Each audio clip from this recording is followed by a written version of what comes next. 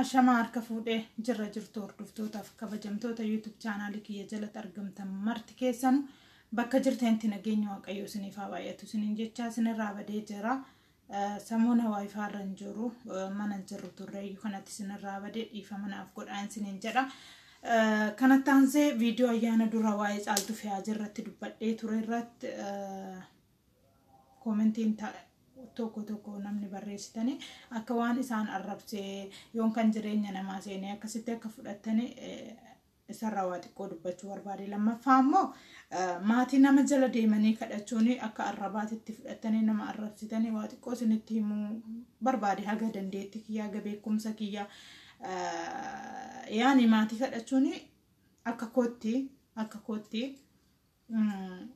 arraba namaaf fidu. Yoo firummaa fi beekumsa namaa fidee malee firummaa gaafan sinin jedhu nama tokko walitti dhufte firoomu fira ta'uu firri wajjumaan dhalatanii fi miti yaada wal jijjiiruu wal beekuu beekumsa gaafa sinin jedhumo ani yoo nama maatii siifte ati yoo maatii naaf taate sirraa beekumsa fudhadhaati haga beekuma nani qabu sana anarraa fudhatta kana fida malee arraba fida yoon kan immoo kadhaa waan biraa way dafqa kee way birrii way waan biraa sin kadhadhee miti sinii galee namni kamiyyuu mee gazzaba naa kenni jedhee namni nama kadhatu hin jiru. Kootu wal barraadha kootu tokko taanaadha malee mee birrii takka birrii lama naa kenni jedhee namni nama kadhatu hin jiru. Siigala namni hundumtuu haga dandeetti ofiiti. Atiisi sibiran jirani akkasitti gochaa sana agarsiiste qanumaanuu ati maatii kadhattaa jettee akkasan luka keetiin narra ejjettee jechuu miti bar gochaan agarsiiste malee garuutu yommuu wanni nama aarsu beektani osoo baatanii jechuudha. Baatee akka kanatti jechuudha dubbattee abbaa sun wayii akaleedha. Akkana hojjetaayu akkana dubbataayu akkana namaaf yaadayu akkana nama gorsaayu nama akkasiiti jedhanii abbaan sun yoo ati anaa ol waa beektu ta'e yoo ati anaa ol waa beektu ta'e yoon ani wallaal sirraa baradha ture dhokattanii dukkana keessa teechanii waan hin taane nama jaalatti hin barreessina. Yoo siif ta'e kootu yoo siif hin taane dhiisi ani dirqamaan kootu siin jedhee sin dirqamsiisne. Yoon kan immoo gazzaba keenaa kennisiin hin jenne anuutu iyyuu si'aatee argadhee bilbilarra taa'ee akkasa waan fayyadamuu miti. Siigalee nama tokko aamilee cabsuudha hin deeminaa sirra. Hinde summa bichaadha ati haga beekuma keetiiti malee si bichaa miti bar namoota baay'ee jala namoota baay'ee nama argaa jira yoo namni koomentii barreessu. Siigalee nama baay'ate keessa immoo dooman hin dhabamu waan ta'eef doomaa akkasii kana. Nama aamilee namaa cabsu waan hin taane nama jalatti barreessu waan hin taane namaan jedhu nama akkana jira. Siif immoo namni iddoo kennu hin jiru. Namni iddoo kennaniif kumaatamatu jira. Ishii kanaaf akka sanitti furadhu. Ati akkas naan jettee fi wanni nani duubatti deebi'u hin jiru. Ati akka sana gooteef namni duubatti deebi'u hin jiru. Kanaa miti immoo kan kanaa oliitu odoo ta'e jechuudha. Ati immoo haga beekuma kee haga dandeettii sammuu keessa burqee akkas barreessite malee osoo beektee isa hin barreessitu ture. Osoo waa beektee osoo beekumsa ambiraa qabaattee osoo beekumsa nama gorsuu qabaattee osoo beekumsa waan gaarii tokko namaaf dabarsuu beektee waan akkasii naaf hin barreessitu ture. Ani immoo iddoo siif hin qabu. Kanuma asumaan na bari. Siigalee ani nama akkana malsiyuu sii kennuu hin barbaadu garuutu iyyuu waan dura kana siniif kennaaf malee odoo kumaatama waan hin taane barreessaa ooltanii iddoo siniif hin qabu. Garagaree sin ilaalu deebii siniif hin deebisu maaliif jennaani namni deebisaniif baay'ee jira waan ta'eef. Siigalee borus ta'eef taanis ta'ee numan kadhadha rakkina hin qabu. Borus iftaanis inuman nama jala deemee kadhadha. Abbaan fedhe maatii naafaata abbaan fedhe haalisu. Tokko na arrabseef jedhe yoon kan tokko aamilee na cabseef jedhe namna biraas nama akkasiitti jedhee hin yaaduani. Siigalee nama sammuunsaa dalagu namni sammuunsaa banaa jiru kumaatamaan jira. asumaan hubadhu. Garuu tuyyuu maaliif afaan tokko dubbanne afaan qubee tokko dubbisne waan akkanaa goonuun aarsa malee jechuudha. Osoo nama biraa ta'e kanaaf akkasii fi jedhama. Isin garuu jechuudha afaan tokko dubbachaa gurraan afaan tokko dhagaa qubee tokko dubbachaa waan akkanaa gaafa raawwattanii baay'idduuta kana aarsa. Kanatun aarsa malee jechuudha. Wanna biraan an aarsu. Maaliif akkana maaliif nama duubatti deebisuuf kaatan? Maaliif nama arrabsuuf maaliif waan hin taane namarratti hojjechuuf kaatan kan jedhu natti dhagahama malee waan an biraati miti. Sigalee kun immoo dandeettii sammuu namaati keessaa akka burqee dalagamu waan hin beekuuf sitti naamu waan sammuu kee keessaa baheedha kanatti dubbattu kanatti barreessitu kanatti gootu malee waan alaa bitattu miti. Sigalee osoo namaa ta'e nama hunda kanatti godhoo kan sammuu jijjiiran ta'e isinitti sammuu jijjiiran ture. Yoon kan immoo gaaf tokko isiniif ergisna ture. Sigalee nama tokko kan jaalatamtu nama arrabsitee miti. Nama gorsitee yoo balleessan karaatti nama qabdee waan beekturraa immoo namaaf dabarsiteeti nama akkasitti kan wanni jettu malee nama arrabsaa oolte waan hin taane namaan jechaa oolte kan keettis akkasuma haamileen caba. Sigala atamma abalu jedhameetis yaani mul'achuu baatu of dhoskiteetis waan hin taane gootu nama rakkinan qabaani viidiyoo keessa gadi seenee ilaaleera. Yani ofii keetiin mul'attee miti kan dalagaati jirtu dhokattee dalagaati jirta. Bakka namni dhokatee immoo namni ofitti amanamummaa hin qabne immoo akkanuma bakka waan hin taane nama jala deemee namaan jedha jechuudha. Kanaaf ani akka doomatti silaala malee akka nama sammuu qabuutti silaalu akka sammuu saqaraatti silaalu akka beekatti silaalu akka wallaalatti silaala. Kanaaf akkasitti furadhu taa'ee iddoo siif hin qabu siin jechuu kooti osoo kana miti kan kanaa oliitu gootanii ani natti hin dhagahamu. Sigalee ati qanumaan maatii kadhattaatti akkasan kotteen waan akkasii mul'istu nama gadi jechi nama oleedha Oromooni. Sigalee osoo anaa ol taatee osoo anaa ol beekumsa qabaattee waan akkasiin hojjettu anaa gadi waan taateef. Kanaaf nama naa gadi immoo yoo namni sun waa fudhate of hin qixxeessu na yaada.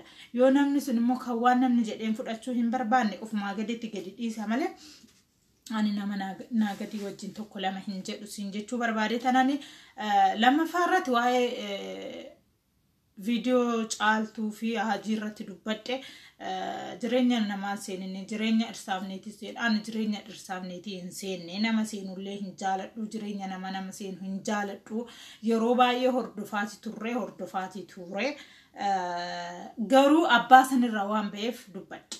Ishii waan baatee dubbatteef dubbadhe malee osoo ishiin baatee dubbachuu baalte duraayyuu viidiyoon isa dura jiruyyuu viidiyoo baay'ee jira. Wanni irraa dubbatan kan isa dura jiruyyuu waa baay'ee jira. Garuu isaan irraa wanni ba'een jiru waan ta'eef eegabbaadhatee maaltu na dhibe ani dubbachuun barbaadu tokko. Lammaffaa warri kun irraa dubbannee akkamitti irraa dubbate waan akkasitti kan fudhatu ta'e nuti keessattuu Oromooni adda si qoodeessitti adda qooduuf keessattuu Oromooni namni tokko gaafa badii tokko balleesse badii sanirraa akka deebi'u namni dubbatu hin jiru. Nama tokko fakkeenyaaf waan balleessite irratti dubbattee fuuldura dhaabbattee waa'etti wanni kun naaf jaalatamaa miti jedhee waan sanirraa abbaan deebi'ee waan gaarii hojjeta. Sinii galee namni keenya immoo gaafa ati waa badaa hojjette afaan cufatee taa'a. Gaafa ati waan gaarii hojjettee immoo sirratti bobba'a. Kanaadha. Sigalee namni afaan Oromoo beeku namni afaan Oromoo dhaga'u wal gorsuu wal karaatti wal deebisuu waan yaraarraa karaa sirriitti wal deebisuu hin danda'u. Karaa hin taanetti wal qabu waan hin taane walirra kaa'u waan hin taane waliin jedhu waan akkanaa qabna. Waan akkanaa qabna namni afaan Oromoo dhageechu hundumti keessanuu osoomaa akkana dhabame mucaan kun hammaa miti. Barreen gaddaa si'aatii kanas mana taa'a. Maaliif mucaan kun hin hojjetu? Maal ta'e hin dhukkubsata akkamitti hojii dhabame? Jettanii hojiillee barbaaddanii hojii galchitan. Yoo inni immoo siruma hojii hin hojjetu ta'e hojii dandeettii hojjechuu hin qabaannu ta'e mucaa tana dafqashii umurii guutuu hojiidhaan alan taatu jechuudha. Sinii galee egaa baadhatee immoo wanni nagalse hin jiru ani dhiisi ofii isheetiif gadi baatee haajiin hojii dhabeetii miti dafqa kiyya dhuguu bareetii dhiiga kiyya dhuguu bareetii kan mana taa'u annis waan saa irratti hubachuu piraankii kana irratti godhee warri kana dura mucaan kun siin ta'uttanii koomentii naa barreessati turtan ani sinii dhaga'uu didee obbolaa kiyyaatti ofii isheetiif dubbatte malee ani oluma utaalee too hin dubbanne. warri zimmedhe immoo beekumsa isaanii dandeetti isaaniitu akkasi. Nama karaatti deebisuu hin beekan, nama gorsuu hin beekan, nama tokko kakaasanii waan tokko hojjisiisuu hin beekan, nama waa hojjetu akka hojii sana dhiisu arrabsuu waan hin taane jechuu, waan hin taane irra kaa'uu, waan abbaan sun hin jenne godhuu, waan abbaan sun hin yaanne yaadanii waan hin taane irra godhuu waan akkasii dandeetti qabanu malee namni waan tokko gaafa balleesse fuuldura dhaabbatanii abbaluu waan kana sirrii miti yaa sirreeffatu akka inni sirreeffatu mee ijoollee amaara laal namni gaaf tokko waa tokko hojjete dafaniit arrabaanis waan hundaanuu irra godhan abbaan sun lakka ana kanatti hin jaalatamne waan sanirraa deebi'ee waan gaarii hojjete. Sinii galee isin hunda'uun nama waan yaraa hojjete jala deemanii harka dhaaneef malee irraa kaatanii dubbachuu abbaa sana karaatti deebisuu hin beektan. Hubadhaa dura ani haadha manaatii kana gadhiis hin jenneen noonkan abbaa manaa kee kana gadhiis hin jenneen namni haajii viidiyoo isaanii arge maal irraa barataa maal nu barsiisuudhaafi maal inde ani bakkana isaan hordoftoota isaanii ta'etti indoom waan isaan balleessan hojjechuu dirqama kiyya. Dubbachuunis dirqama kiyya anis boruuf iftaan narraa dubbachuun keessa waan hin hafne narraa dubbachaatii jirtanii miti kana koomentii nama jala deemee kadhadheef ukko na arrabsaatii ooltanii miti osoon kana ol hojjedhemu borus na arrabsuun keessa waan hin oolleef nama tokkoof eegan maatii ta'ee jala deemee waan isaan hojjetan sana laalaa oole dubbachuun dirqama kiyya osoon yeroo argadhee waan kana olii dubbachaa oolayyu yeroo waan dhabeefi malee jechuudha akka sanitti hubadhaa. Sinii galee osoo abbaan manaa kiyya viidiyoo isaanii kana kan laalu ta'e jechuudha. Abbaan manaa kiyya viidiyoo haajii kanarra haajiin hojjetu kanarra maal barata maal hubata jedhee gaafa yaadu homtu hin jiru. Akka haajiitti abbaan manaa kiyya taa'ee akkan isa qallabuun hojjedhee isa qallabu kanarraa naa barata. Moo maalinni mee maalirraa barata? Ani wanni nani jedheen abbaan manaa kiyya kana siin ta'u gadhiis hin jenne. Hubadhaa. Bakka sanitti jechuudha. Siin ta'uu gadhiis hin jenneen. Isaanis immoo waan biraa hin jenneen. Yoonan immoo waan biraa dubbadheeraa dhaaree dubbadhe. Hojii isaanii jammaraa qabe haga dhuma kanaatitti waan laalati jiruuf waan nama barsiisu osoo hin taane waan namni waa irraa hubatu odoo hin taane sii galee waan jireenya namaa guddisuu odoo hin taane waan jireenya namaa xiqqeessuudha. Anaanan jedhee namni jireenya ammaa kana keessatti yoo waltaanii hojjetan yoo wajjiin hojjetan bakka guddaa ga'anu malee tokko hojjetee tokko rafee akkamitti namni bakka guddaa ga'a. Maatii ofiiti gargaaruu jira. Mataa ofiiti jijjiiramuu jira.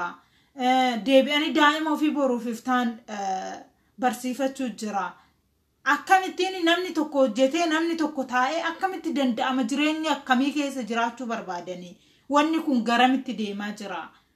Duraanuu laalaa turre amma immoo egaa abbaadhatee abbaan gadi ba'ee dubbateef dubbadhe. Dubbadhe jedhee dubbadhe kanaadha kanan dubbadhes.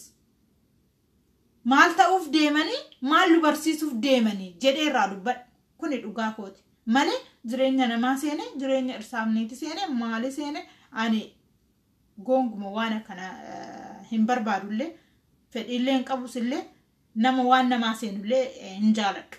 Ani waan isaanii seenee gedduu seenee bukeessoo odoo hin taane abbaa sanirraa erga bahee raawwate bakka kanatti sirriidha bakka kanatti sirrii miti jedhee dubbachuun kiyya dhugaadha.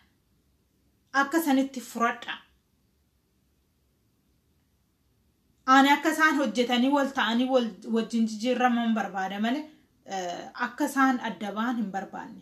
Innis ka'ee gara hojii isaa akka deemu isheenis hojjettee waan tokko akka fiddu innis hojjettee waan tokko akka fiddu maatii isaanis akka gargaaran ofis akka jijjiiran boruuf iftaan jireenya isaanii akka jijjiiramuudha kan barbaade kanan yaanni koo kananan ibsadhe jechuudha. Kanaaf waa akkasitti hubadhaa malee karuma isinitti mul'ise karaa tokko bichaa hin deemina garanaanis miizanarra godhaatoo laalaan isiniin jechuu barbaada. Yoona nan balleesse ammas dhiifama naaf godha. Komentii jalatti namni yoo deeme maatis kadhate oo barbaadde maatii ta'ee fi yoon barbaanne dhiisi nama hin arrabsina. Okay? Nama tokkoof immoo erga maatii taatee abbaa san hordofte badiisaa waan inni tolche dubbachuun dirqama kooti. Kan keessan dhimma keessanii kan koommoo dirqama kooti. Yeroon qabu malee osoo yeroo qabaadhe kana ol dubbadha ture hin ta'u. Garuutiyyuu yeroon qabu. Gaafa yeroo qabaadhe gaafan si'aatii qabaadhe kana olii dubbachuu hin danda'a. Namni na daangessu hin jiru. Maaliif jennaan abbaa sana jala oola waan ta'eef. Abbaan sun waan hojjetu laalaa oola waan ta'eef. Anas boruuf iftaan namni na laalu waan jiruufi abbaa sanirraa dubbachuun dirqama kooti. Abbaan fudhatteen fudhata abbaan fudhachuu baatteen dhiista. Anis yaada namaa fakkeenyaaf komentii jalatti ani maatii deemee kadhadhe ani akkam jirtu Oromoo kiyya koota maatii naaf ta'a jedhee qofa yeroo baay'ee kan barreessu. Kuni nama hin arrabsiisu.